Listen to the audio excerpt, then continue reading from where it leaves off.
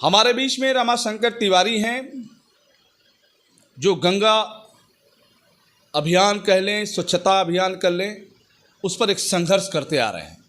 ये संघर्ष कोई नया नहीं, लगभग हम 20 से 25 सालों तक का इनका संघर्ष आज भी गंगा प्रदूषण मुक्त एक अभियान के द्वारा इन्होंने एक अभियान चलाया और वो अभियान उनका निरंतर चल भी रहा है।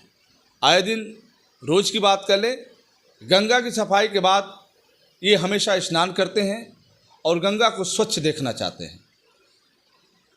हम दूसरे बिंदु पे बात करते हैं, ख़ास तौर पे गर्मियों की छुट्टी में आप देखे होंगे बलिया जनपद में बच्चे स्कूल की छुट्टी चल रही है और बच्चे अपने मामा के घर, अपने नाना के घर, अपने रिलेशन में इस समय आ रहे हैं या फिर अपने घर गांव आ रहे हैं। ऐसे में देखा जा रहा है बलिया में कि गंगा की जो घाट है, ख़ास तौर पे गंगा घाट, चाहे महावीर घाट ले लें, चाहे मालदेवपुर ले लें, चाहे श्रीरामपुर ले लें या अदर उसके आगे तक ले लें, कुछ ऐसे घाट हैं जहाँ खतरा बना हुआ है स्नान से। देखा जाता है कि बहुत से लोग डूब के गंगा में उनकी मौत हो जाती है, लेकिन हमें सबको सावधान रखना है।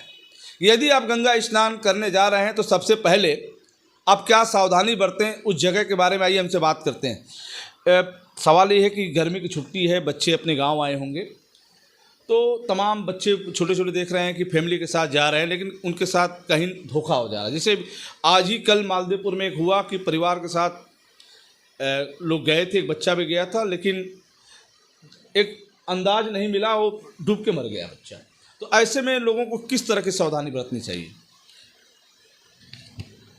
देखिए, बलिया ज़िले में जब गंगा कोटवा में प्रवेश करती है तो कोटवा से लेकर और जयप्रकाश नगर के बीच तकरीबन 2 दर्जन घाट हैं जहां लोग स्नानार्थी नहाते हैं। जमी है बलिया का महावीर घाट, श्रीरामपुर घाट, बिचला घाट, वजीरापुर घाट, तमाम ऐसे घाट हैं। वो जोलिया घाट में सैकड़ों लोग एक बार डूब गए थे। वार ओहार के समय नृत्य लोग कर रहे थे नाव में। तो ये तो लापरवाही का परिणाम होता है, शुद्ध रूप से कहीं ना कहीं लापरवाही होती है, जिसके परिणाम स्वरूप बच्चे डूब जाते हैं या कोई डूब जाता है। रहा जहाँ सबसे ज़्यादा ज़िले के बच्चे या बुज़ुर्ग लोग भी डूबे हैं, वो ये हमारे शहर से 3 किलोमीटर दक्षिण दिशा में ये जो घाट है, और यहाँ तमसा नदी आके गंगा में मिलती है और जब तमसा गंगा में गिरती है तो वो वहाँ कटान हो जाता है और गड्ढे हो जाते हैं। थोड़ा पानी भी वहाँ गड्ढा कर देता है, क्योंकि करंट धारा वहाँ तेज होती है, ढलान होता है। इस कारण इस घाट पर ज़्यादा लोग डूबते हैं। रही बात, अभी हम सुनते आ रहे हैं कि दर्जनों लोग इधर 1 महीने में लड़के डूब गए। आपकी बात जो कह रहे हैं वो बात अक्षरशः सही है, लोग डूब रहे हैं। मई में तो कई ऐसी घटनाएं घट गई। जहाँ तक सावधानी का सवाल है, तो स्नान के लिए जिस तरह की व्यवस्था अयोध्या के सरजू घाट पर है, बनारस के दशाश्वमेध है या 80 पर है, या इलाहाबाद में जो कुंभ लगता है या माघ मेला लगता है, वहाँ स्नान की व्यवस्था होती है। वहाँ या हरिद्वार में भी जंजीर होता है लोहे का, उसको पकड़ के लोग नहाते, बहुत ज़्यादा करंट होता है। तो नहाने की व्यवस्था के प्रति हमारे बलिया ज़िले में बड़ी असावधानी है। मूलतः प्रशासनिक स्तर पर प्रशासन चाहे जो कर ले, अपना अभाव दिखलाए कि उतना प्रशासन मेरे पास नहीं है, उतने सिपाही या उतने लोग नहीं है कि हम हर जगह ऐसी व्यवस्था कर दें। लेकिन बार ओहार के समय आप देख रहे हैं कि बेतरतीब वाहन, हज़ारों वाहन घाटों, उससे शहर तो अलग तबाह हो जाता है। वहाँ न कोई व्यवस्था, न कोई ढांचा, न कोई प्रशासनिक व्यवस्था। उतनी बड़ी भीड़ को नियंत्रित करना प्रशासन के बस की भी बात नहीं है। तो जिस तरह अब संस्कृति बार ओहार के नाम पर फैल रही है और भीड़ बढ़ रही है नदी तट पर, ऐसी चीज़ें स्वाभाविक है। उसमें लोग अपने काम में लग जाते हैं और बच्चे उपेक्षित हो जाते हैं। छोटे बच्चे तो एकदम उपेक्षित हो जाते हैं।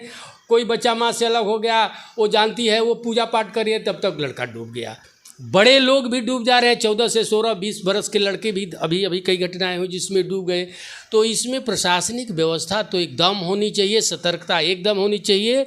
निश्चित तौर पर कहीं ना कहीं प्रशासनिक या शासन स्तर पर बलिया में इस तरह की कोई व्यवस्था नहीं, कहीं कुछ नहीं है।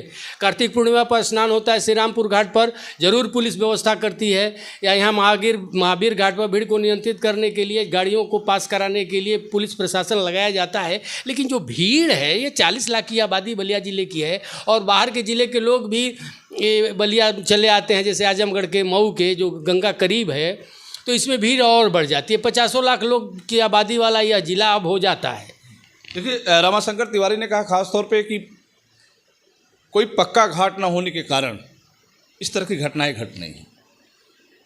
प्रशासन और शासन यदि इस पर गौर करे, इस पर ध्यान दे, तो जिस तरीके से बताया कि स्नान करने से किस तरह की सावधानी बरतनी है या सुरक्षा व्यवस्था लोगों के लिए देनी है, तो कहीं ना कहीं ये भी आ जाता है मामला कि परमानेंट घाट ना होने के कारण एक कारण कि कटान, बलिया में जिस तरीके से गंगा से कटान होता है, उपजाऊ ज़मीनें गंगा में समाहित होकर नष्ट हो जाती हैं, इसलिए प्रशासन और शासन परमानेंट व्यवस्था नहीं कर पाता। लेकिन कम से कम प्रशासन और शासन दोनों, शासन और प्रशासन मिलके यदि ऐसी कोई व्यवस्था करता कि इस घाट पर स्नान करना है तो कहाँ करना है, कहाँ नहीं करना है, आप कहाँ सेफ हैं, कहाँ नहीं, तो ऐसे में अगर व्यवस्था चिन्हित हो जाए, या तो आप गंगा स्नान करने से पहले यदि आप घाट पे परिवार के साथ जाते हों तो पहले तो ये आइडिया ले लीजिए, जानकारी ले लीजिए, या कोई पुराना वहाँ बहुत रेगुलर कोई स्नान करने वाला व्यक्ति हो,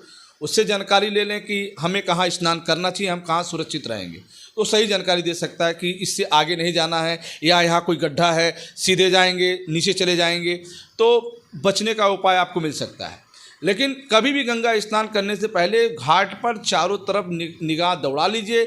यदि कोई स्नान कर रहा है तो आसपास पता कर लीजिए, तब हिम्मत जुटाइए, तब अंदर जाइए। होता है ये धोखा हमेशा होता है कि लोग गंगा नदी में सीधे चलते चले जाते हैं, अचानक कोई गड्ढा आता है उसमें नीचे चले जाते हैं। इससे बचना है, सावधान रहना है, और बच्चों पे खास तौर पे ध्यान देना है। तो हमारे कहने का मतलब रमाशंकर तिवारी जी ने साफ शब्दों में कहा है कि मालदेपुर से लेके कहाँ से बात है, उजियार भरौली से लेकर माझी तक, जयप्रकाश नगर तक बात हुई, जो गंगा है कहीं भी परमानेंट कोई व्यवस्थित घाट नहीं है। वजह है कटान, जिसके चलते नहीं हो पा रहा। तो यदि प्रशासन को अब लगना होगा कि गंगा घाटों पर स्नान कहाँ करना है, उसका एक चिन्हित जगह करनी होगी, तभी लोगों की ज़िंदगी बच सकती है, नहीं तो इसी तरह से मौत होती रहेंगी। आप कुछ कहना है इसके बारे में? निश्चित तौर पर घाट बहुत ज़्यादा हैं, और इसके लिए सिर्फ एंड सिर्फ प्रशासन को दोष देना भी, इसमें भीड़ को नियंत्रित करना बड़ा कठिन हो जाता है। और इस भीड़ को नियंत्रित करने के लिए हमारे पास तो कोई तंत्र है नहीं।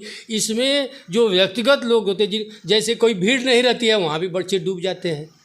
ऐसा क्यों होता है? तो ऐसा इसलिए होता है कि जो घर का लड़का गया है वो तैरने जानता नहीं, और नदी पानी में चला गया, और खुशी खुशी या मौज मस्ती के इरादे से भी गंगा स्नान करने गया है, और इस तरह की दुर्घटना का शिकार परिवार हो जाता है, पूरा परिवार इसको भोगता है।